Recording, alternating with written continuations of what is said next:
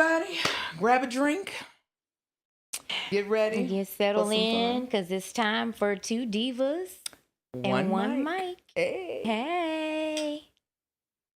Hey. All right, Oh, so that's good. I want to talk about, entertainment is my ish. Oh, Lord. Here we go. Did you see the BET Awards? Nope. Why not? Okay, I'm not judging because I haven't seen it either. I only seen bits and pieces. I'm going to tell you, I did see the clip when my other dude came out. Who? T.I. Yes. Baby. Yeah. I don't care what anybody say. Yeah. T.I. Yeah. When T.I. came out, I was like, and they even showed Tyler Perry because Tyler Perry was like, everybody was like, He didn't know the words though. I caught him. He didn't know the words. I don't always know the words always either. I'm talking about Tyler Perry. He didn't know the words. He didn't know the words. No, I'm surprised because he always knows stuff like that. He didn't know all the words. He didn't know all the words. But you lit up when you talked about T.I. So I was just wondering. My thought was he could get it. No, Tiny, he can't. Oh God! You ain't finna get me caught up with Tiny. Gosh. Tiny don't play them games, girl. Tiny will cut people over T.I. Yeah. Are you crazy? Yeah, you're right. Okay. Ask me somebody that's single. That may. You ain't gotta worry about no money. That one. No, it's a song that he remixed, and girl, I was like, cool if you're I have cool, to remember, and we'll come back to that song. But he remixed some song, and that was the craziest song that I ever seen. But him and the guy that's got the bad eye that's from Philly. That Wet Fetty Wap? No. No, he always is singing with he's always with Ledisi or Jill Scott. What is his name? That's Anthony Hamilton. No, the guy. If I don't care if you get a little fat, I'm still gonna love you. I'm gonna need you to learn your artists, okay? Because you got me all over the place. You just want the bad eye. I'm talking about Fetty Wap. We talking about singers, and he's a rapper.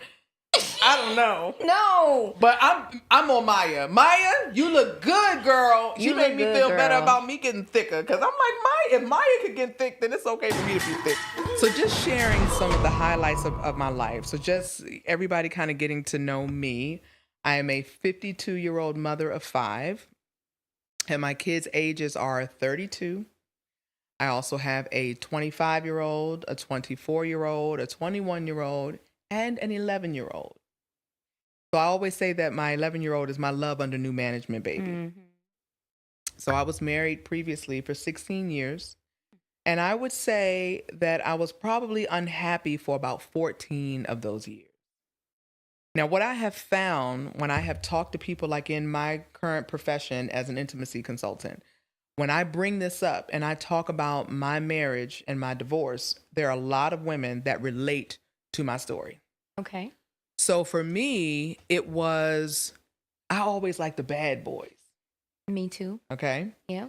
Now, I didn't grow up in the hood. I didn't grow up in that lifestyle. I grew up in the suburbs. Mm-hmm. But my life partner now always talks about the fact that I always wanted to go on the other side of the tracks. Because the other side of the tracks is where, it was alluring, it was exciting, it just, and I'm, again, the Sag in me, I'm adventurous, right? And I like a challenge, all of that. I have a strong personality. I'm an alpha female. So I need a little rah-rah in my life. So I used to date the bad boys, but the bad boys were exactly that. The people, because my situation, a lot of people don't know about me. I was in a relationship, in my first relationship, he was murdered. Really? I know we've been friends. That. Yeah, he was murdered. Wow. By a friend. Went out and with a friend and stopped at a store. There was an argument. The guy went to the car, got a gun, started shooting. Everybody ran. He got shot it went through his back and through his side. And instead of the people that was there with him, his friends, supposedly friends, in the store, calling 911 because they were at a convenience store. Mm-hmm. They took him down the street to a school and left him. What? and he bled out. The guy that did it lived in the neighborhood. He lived in his mom's neighborhood. Like they all went to school together. They grew up together. So it wasn't like, oh, it was this, he was just random person.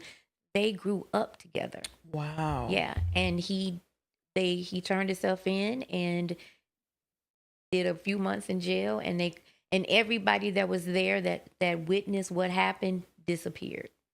So how? What? Oh. What do you mean disappeared? So there's a segment that we're gonna do at the end of every show.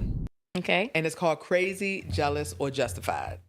Okay. So we're going to have stories that we can share, but we also want our viewers to also send in stories that they may want to share, and they can send them in anonymously, right? So we're not trying to put nobody on blast unless they just want to be on blast. Okay. But we kind of want to be able to highlight and talk about situations and circumstances in relationships, because our show is going to be a lot about relationships. Just wait till we get into it, right? Okay. Okay.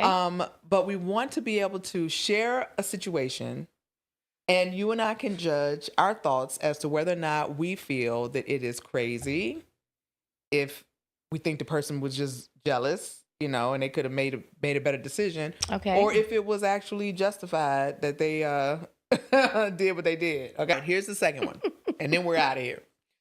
So this one's called the burner phone bridesmaid. Why are all these stories about the women doing some crazy stuff? You're gonna have to find something about the men. Okay. A man was engaged to a woman who was deep in wedding planning mode. She had one best friend, her maid of honor, who was never really vibed with her, he never really vibed with her, but he tolerated her for the sake of peace. One night he was looking for his charger and accidentally found a burner phone in his fiance's nightstand. Curious and suspicious, he checked it out and discovered it was a group text between the bride and the bridesmaids where they were placing bets on how long the marriage would last. Even worse, his fiance had been venting about him for months in the group, saying she wasn't really in love, but she felt like he was the safest bet for stability and security. Can you imagine reading this about yourself? And then, so he called off the wedding 2 weeks before the big day. But not only that, he canceled the venue, and then he did some woman shit. He sent out a mass text with screenshots to everyone on the guest list. So, what's your verdict? Was he crazy for blasting her publicly, jealous for checking the burner, or justified for cutting ties before?